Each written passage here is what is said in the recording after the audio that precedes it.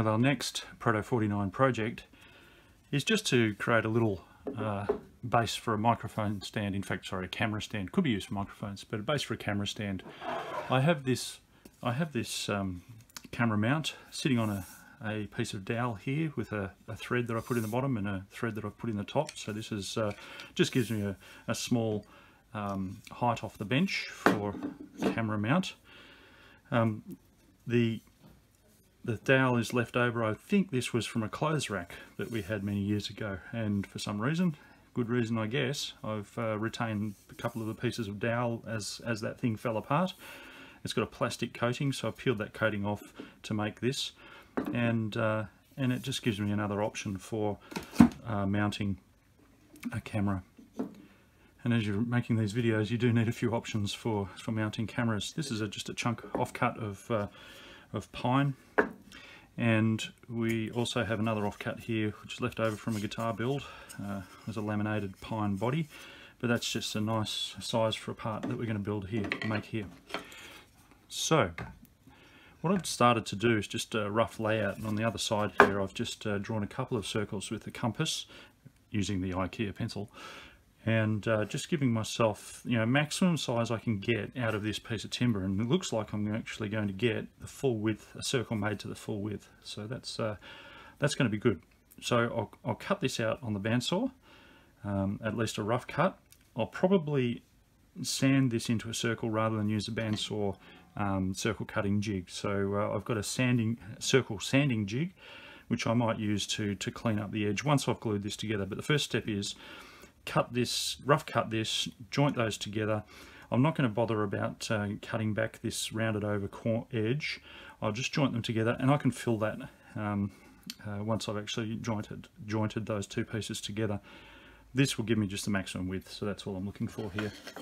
Now the other thing here is just we're going to cut a circle out. We'll use the circle cutting in the circle cutter in the drill press. So we'll get a circle. I guess it's about a 65mm circle. I think I've got a circle cutter that size. It'll be as big as the circle cutter I've got, and that'll just mean that I've got the mounting bolt that will sit up through here, sandwiched in and glued down to this piece. Now overall it's not going to be heavy enough, so from the underside I'll probably add in some weight from the underside. So that might be in the form of some leftover pieces of steel and nuts and bolts that I might route some channels in here and just embed that and glue it in. So it's going to be a fairly simple project, but it's the sort of thing that I love doing these little things, so I thought I'd share it with you. Okay, we're over at the bandsaw now. What I think I'll do here is give myself a straight line to cut to, just to cut these in two and then joint together. So I'll just put this line through here. I'd rather cut a straight line through there. I've biased it towards this side because this end's got a bit more space than the other end, so that'll allow me to probably position this a little better.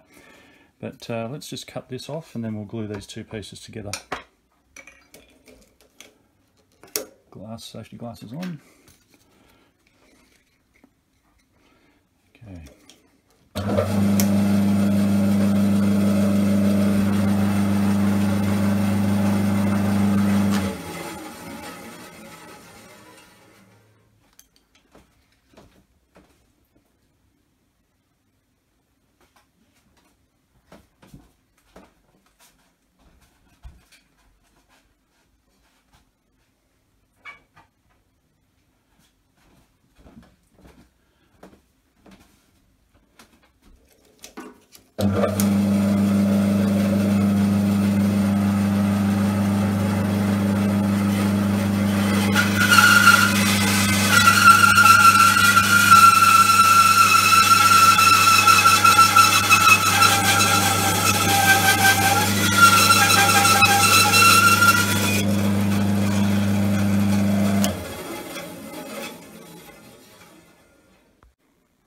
So that will give us a good size base for this little stand that we're producing.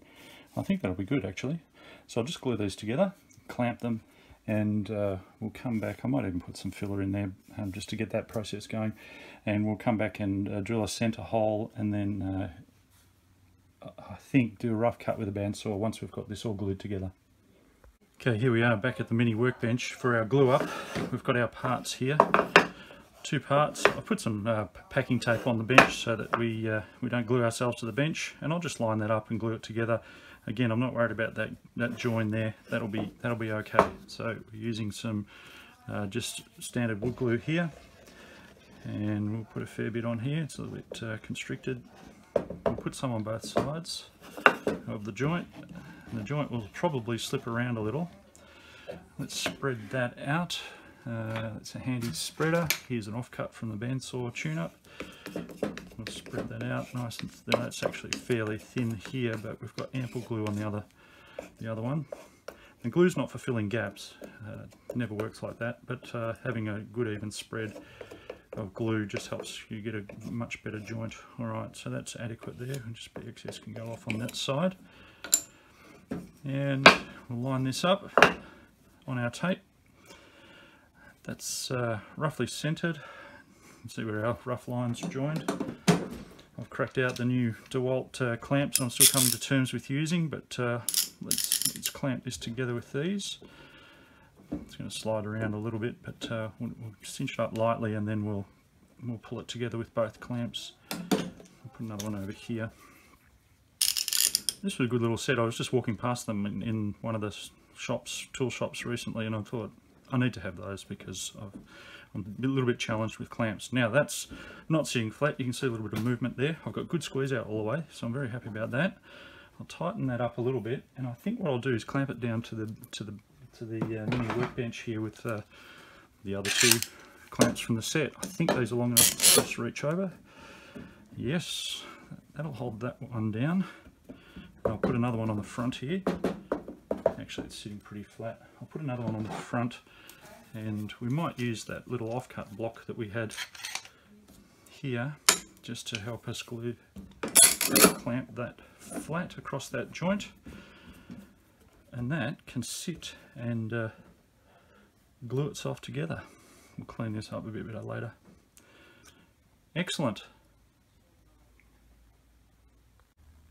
Well, so while that's drying up, we'll move over to the drill press, and let's chuck up this 3-inch, 76mm I think it says, circle cutter. It's one of the ones that's separate, you know, slips up and down the arbor, so you can take it off fairly easily. Let's put it back on. Now I've taken it off, I can't get it on. That's better. So I've got that set over the hole so that we don't damage that, but I will put a backing plate down, and I've determined exactly where the hole's going to be. I don't like the amount of power that these big circle cutters can actually produce. So I'm not going to hold the block myself. I've determined the size of the circle is going to be within this outline, so we'll get an offcut in a moment, which will be useful. Let's just clamp that down, and we're going to be almost ready to cut this out. Clamp that down pretty tightly. I do like this to be stable. Let's turn it on.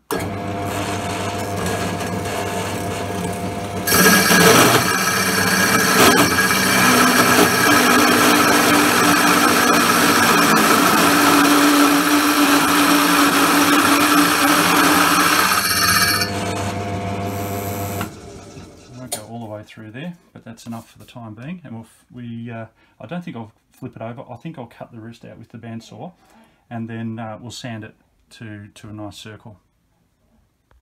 Right, well, let's finish cutting this out on the bandsaw.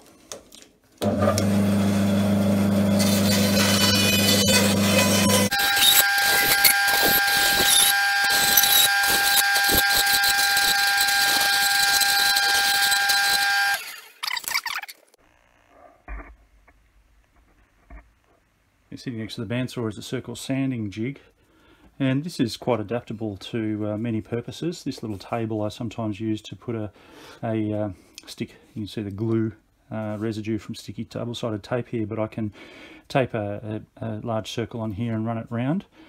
This arm is adjustable. This has got 2 indexing positions, and I can adjust this back and forward to give me a fine control over how tight I'm sanding.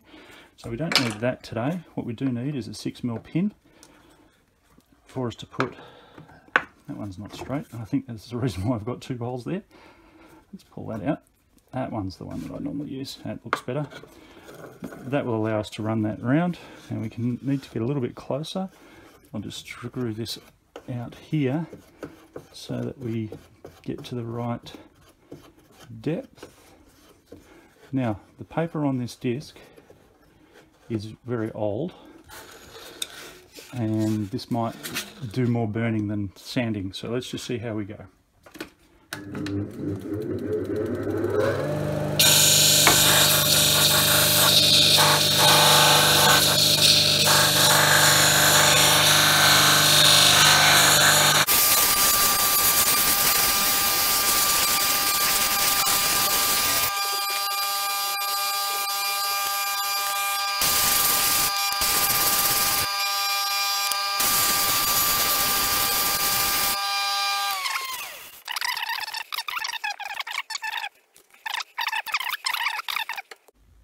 Alright, while that glue is still drying, we see this effect where this will be sitting there, so I might round over with the router these corners.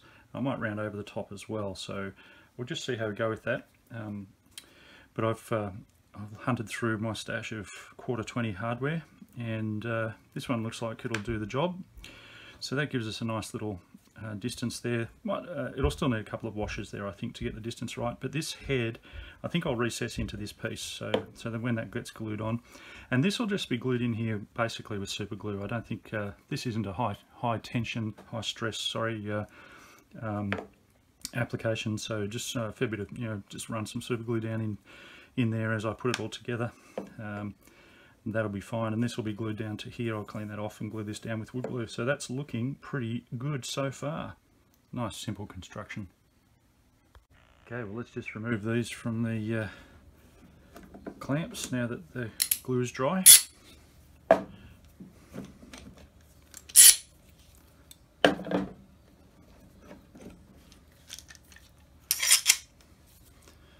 These have been pretty good, these DeWalt clamps. I might invest in another set of them, because I am still getting used to them. Silly as it sounds, but just having this little ratchet here is a bit different to the way all my other clamps work. So it's taken me a little bit of getting used to. Okay, so there is the part. Obviously that will need to just dry, excess glue will need to dry a little bit, but I might leave one clamp on there just for safety, for the, not safety, but just to, there you go, here's me getting used to these clamps, just to hold it together in case anyone happens to walk past and bump it, knock it off the bench. Alright, that's that for now. Okay, now just thinking this through, I need to get my order of operations right here. I found the centre, I've redrawn the circle with the compass, and in fact, using the centre, I have used a spade bit. I think it was 18mm spade bit to take out a space for this head. And in fact, I drilled it to a depth where I'm actually happy with that sitting at. So what I will do is when I glue this on, I'll glue this with epoxy, and that'll just sit down at that depth, and that'll actually be perfectly fine. But the thing I've got to be wary of here is I can't just glue this all together and later on come along with a router and try and do the roundovers. I actually need to do the roundovers with flat surfaces at the top here. So the order of operation actually needs to be do the roundover on this, cut before I interrupt that flat surface. Same here, and so I think I need to cut this out around here, do the roundover on that, which will be relatively easy with a router. Might do it on a table actually. I've got the mini router table there. This one's a bit more complicated. It would be dangerous to try and attempt to run that round a router with a router bit there. So what I might do is just screw a block to this that I can use as a handle, and that'll allow me to control that around the router, and then we can unscrew that, and that's underneath. So that'll be nice. So that's the approach I'll take. Try and record a little bit of that, and at the end of the day we'll have a nice round over here, a nice round over there. We may even run a fillet around here. Seeing as though we've got to mix up some putty, we'll just use normal auto body putty, and we'll just fill this up. Now, the thought I've had about weighing this down is I actually found out the back a couple of pieces of old 19mm Rio bar. I think it's 19mm. So what I might do on the underside, got two ways of doing this. I could cut 1 inch or 1.5 inch sections and drill holes from the underneath around here, and just weight that with them plugged in, and then fill it up. Or the other method I was thinking is cutting some longer pieces and setting them in from the underside, running across. Haven't decided yet, don't have to decide straight away, but maybe some Rio running for concreting purposes, running across underneath there might be the way to do it. And I could just route that freehand. That doesn't need to be perfect routing, because I'll then just fill it with a bit of bog afterwards. The bottom, I think I'll put a layer of felt, so it just needs to be flat enough to be able to put felt on, but it is certainly quite flat. It's sitting nicely on the workbench in any orientation. So we're going to get rid of this stuff, put the round over here, put the round over on the back underside. No, put the round over on the top by screwing something onto the underside to use as a lever, a handle. That'll make it safe. We'll do both of those round overs on the small. Oh, actually I might need to use the big router table for the large round over. Yes. Alright, we've thought that through. We've got a plan.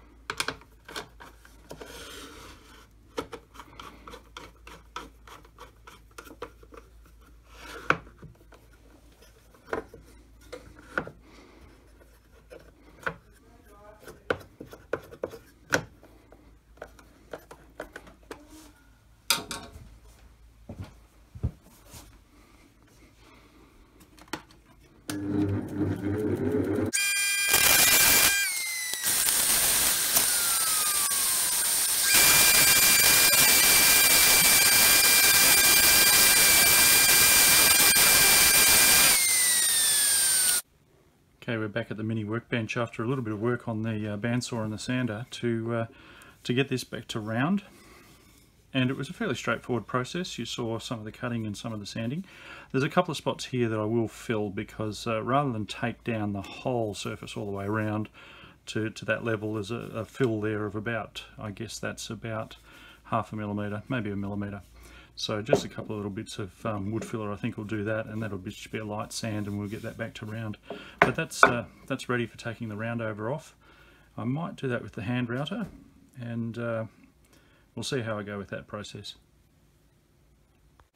Now, one thing we want to be aware of here is if we don't fill that little and make that smooth, that the ball bearing will actually run over that and drop in, and it'll make a little dent in the whole round over as we get to it. So it's very important that be smooth. So that's the main reason for filling those. This doesn't matter. That'll. I mean, I could fill that. Yeah, I've just got to get this smooth around here, continuous curve, so that the bearing doesn't drop in and leave a mark where it drops in. Also fill this little crack here. In fact, I might fill all that. May as well do it in one go. Well, there's some filler on there. It's a fairly soft filler that'll dry very quickly. Okay, we've had a couple of extra thoughts about how we're going to assemble this. I mentioned I was going to put a handle on this thing so that I can route it accurately, or so safely. So a couple of holes here, and then we'll screw that down to the back surface so that we can route the front, and that'll make a nice handle so I can keep my fingers away from the cutting edge and route safely. The other thought that I've had too is to actually replace this. Now when I put this thread in here, it's not quite exactly square, and it'd be good if it was square, so I thought that I'd replace it with this slightly thicker dowel. In fact, this is actually a cricket stump from a kid's cricket set. We'll just chop a section out of this and make a new pole, and that'll actually be look a little bit more proportionate with the base that we're making. I can make these at different lengths, and in fact the one the camera is currently connected to is a similar one, a shorter piece of this. So I've got various options in terms of the height. Anyway, there's a fair bit of flexibility built into the way we're doing this, and we should be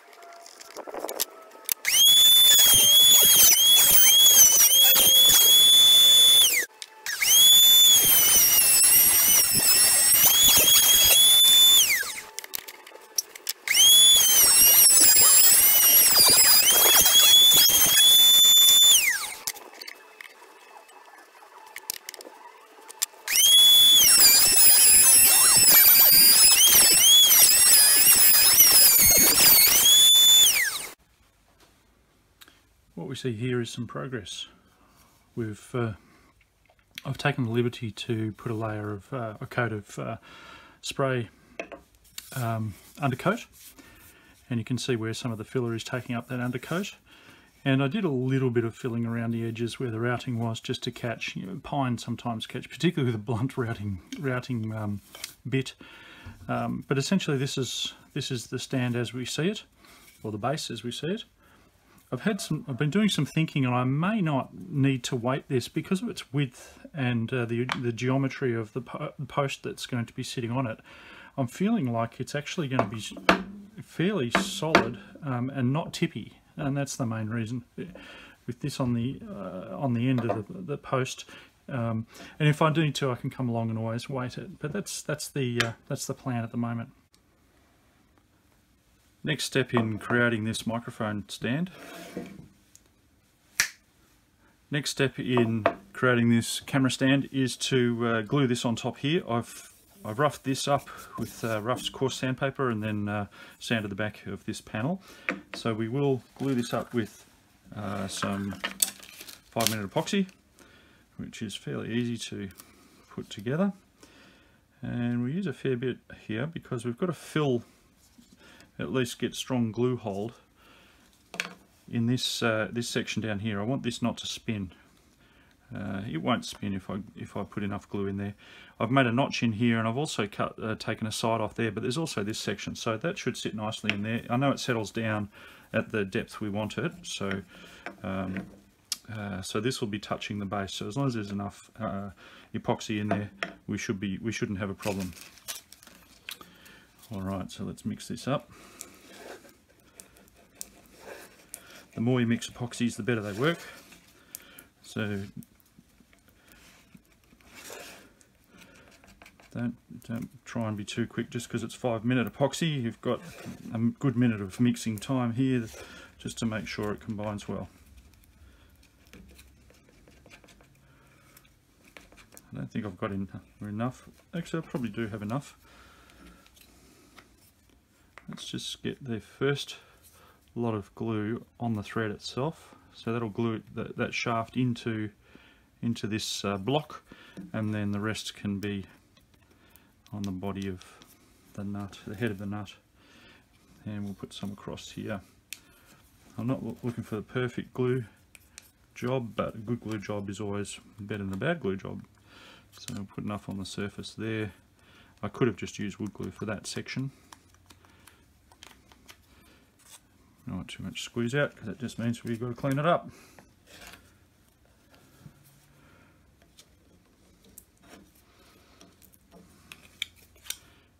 Alright, got as much glue as that needs on there. That sits in there. Centre is about there. That will need a little weight on it to help that settle. This is my setup for drilling the end.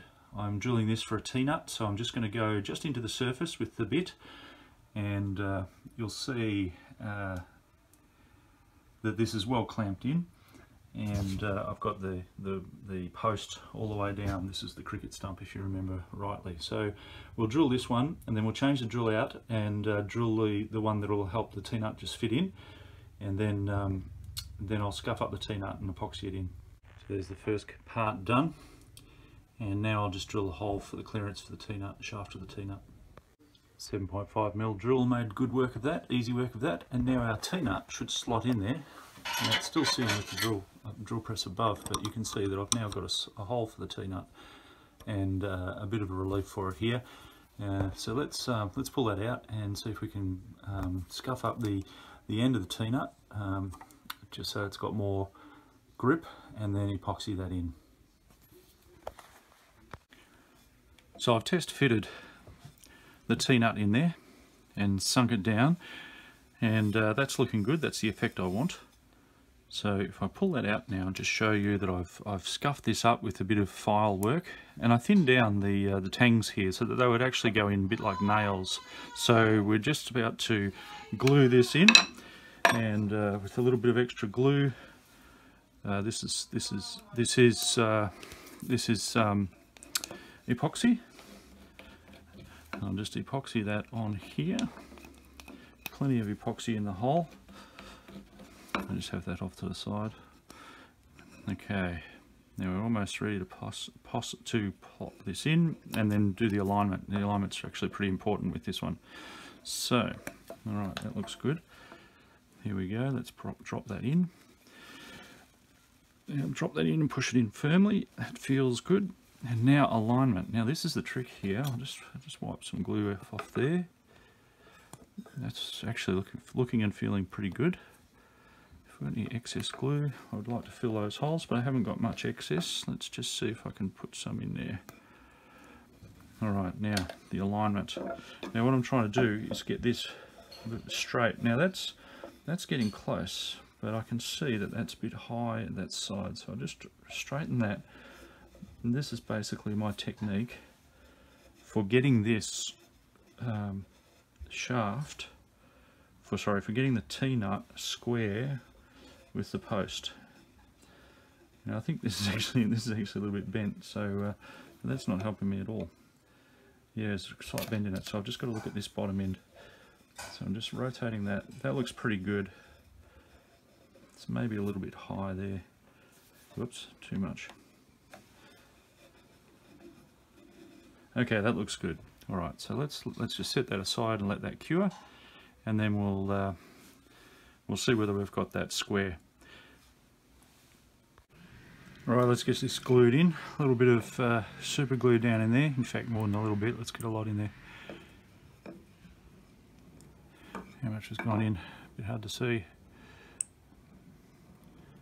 Oh yeah, I think there's heaps going in there. That's good. In fact, it's still coming out, so let's get it all in there. Stand up the super glue as best we can. Yep, get super glue all over the bench.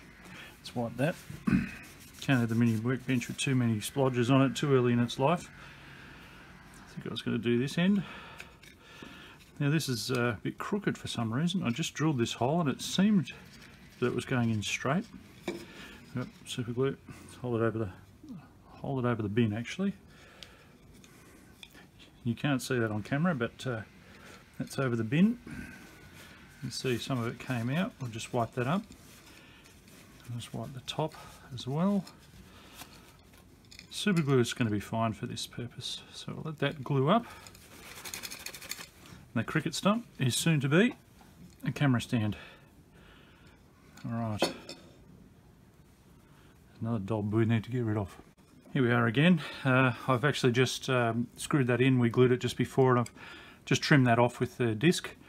And so we've got nice, clean, easy way of mounting something on there. So we mount on a camera mount, and this is just a low-cost one that I got on the eBays, and it actually seems really solid metal housing.